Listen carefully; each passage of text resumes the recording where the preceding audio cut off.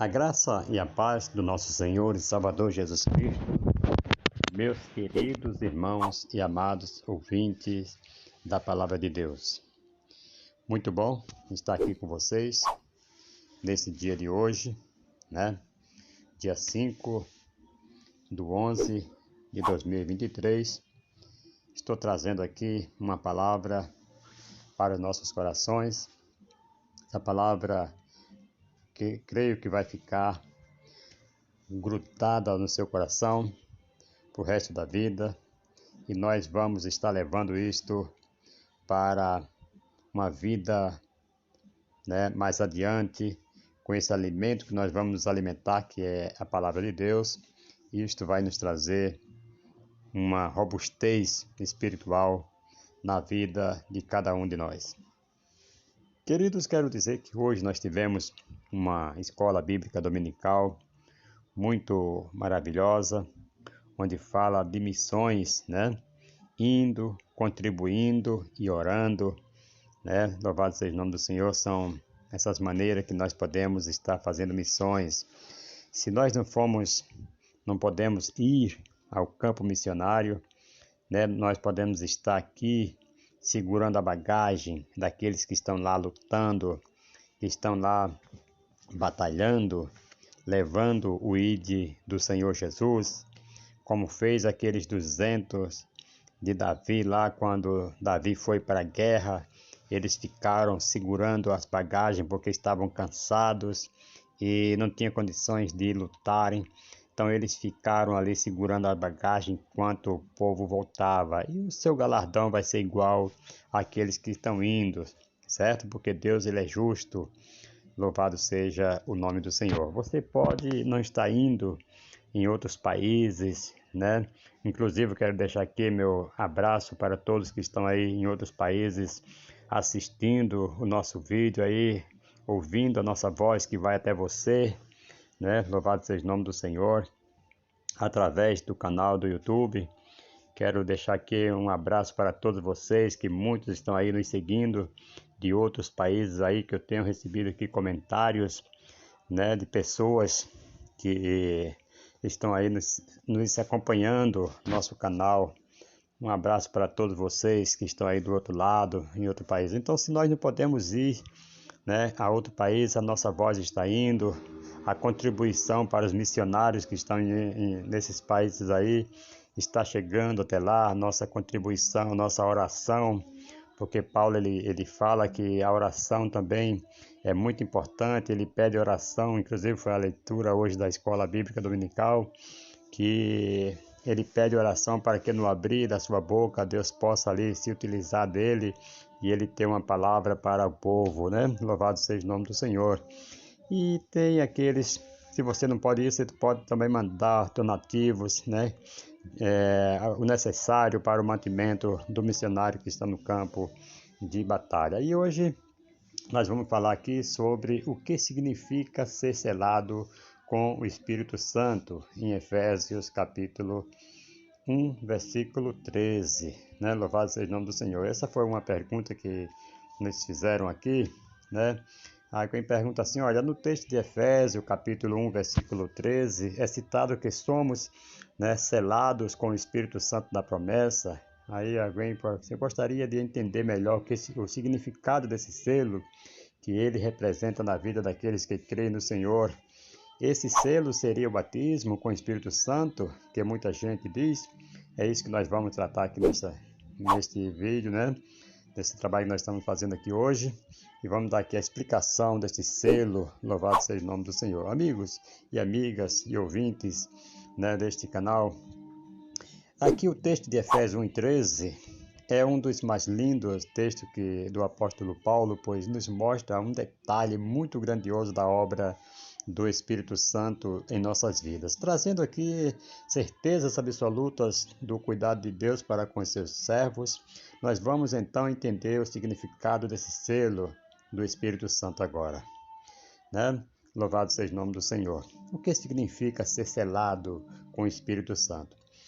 No texto de Efésios, capítulo 1, versículo 13, está escrito que o seguinte, veja só: em quem também vós né, depois que ouviste a palavra da verdade, o evangelho da vossa salvação, tendo nele também crido, fostes selados com o Santo Espírito da promessa, certo? Está aqui em Efésios capítulo 1, versículo 13.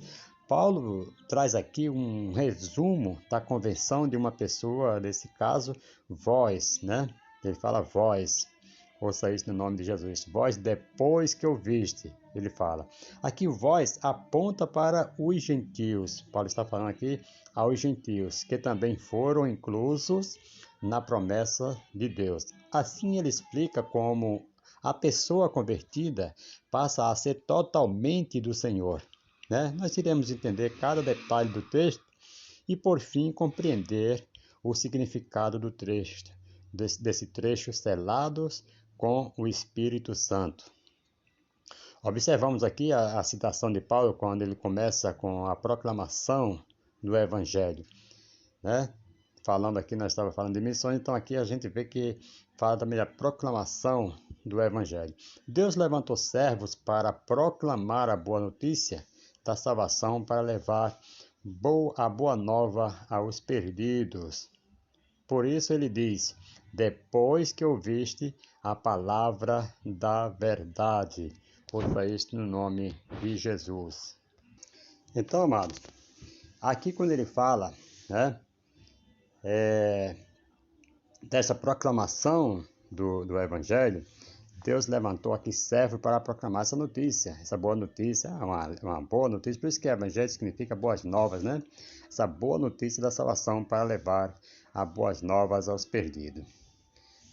Aqui ele falou, depois que ouviste a palavra da verdade. E essa palavra da verdade, para que não ficasse qualquer dúvida para os leitores, para os ouvintes que estão aí ouvindo, para que não fosse confundida com qualquer pensamento filosófico ou outro pensamento que qualquer homem pudesse levantar, foi claramente esclarecida por Paulo quando também diz o evangelho da vossa salvação. Olha a colocação aqui, essa é a forma que Deus escolheu para alcançar os perdidos, que foi a proclamação do evangelho. Pregadores enviados por Deus proclamam a mensagem. Ela é lançada aos corações como sementes frutíferas. Tem até a parábola do semeador que lança sua semente em vários tipos de solos, né? Então, essa palavra, essa mensagem, ela é lançada aos corações dos ouvintes, né? Como sementes frutíferas. Louvado seja Deus. Aí aqui na sequência existe uma resposta a essa proclamação dessa verdade. Paulo diz que, tendo nele também crido, né? O versículo ainda continua. Ou seja, a fé salvadora é despertada aqui. A pessoa que recebeu a santa semente do Evangelho, creu nele, compreendeu a sua mensagem, sua profundidade, né? O significado ali que a palavra está falando, a profundidade da palavra, toda a boa notícia que compõe o Evangelho é recebida, esse coração, certo? Então existe ali, quando ele recebe a palavra, ali ele recebe arrependimento, mudanças, transformações, né? Transformações de vida. Tudo isso parte do crer. Quando o homem crê, vem tudo isso, esses favores na vida do homem. O evangelho da vossa salvação aqui, cabe uma pergunta. O que acontece o que acontece agora com esse novo crente? Certo? O apóstolo Paulo ele explica agora algo muito forte. Ele fala, fostes selados com o Santo Espírito da promessa.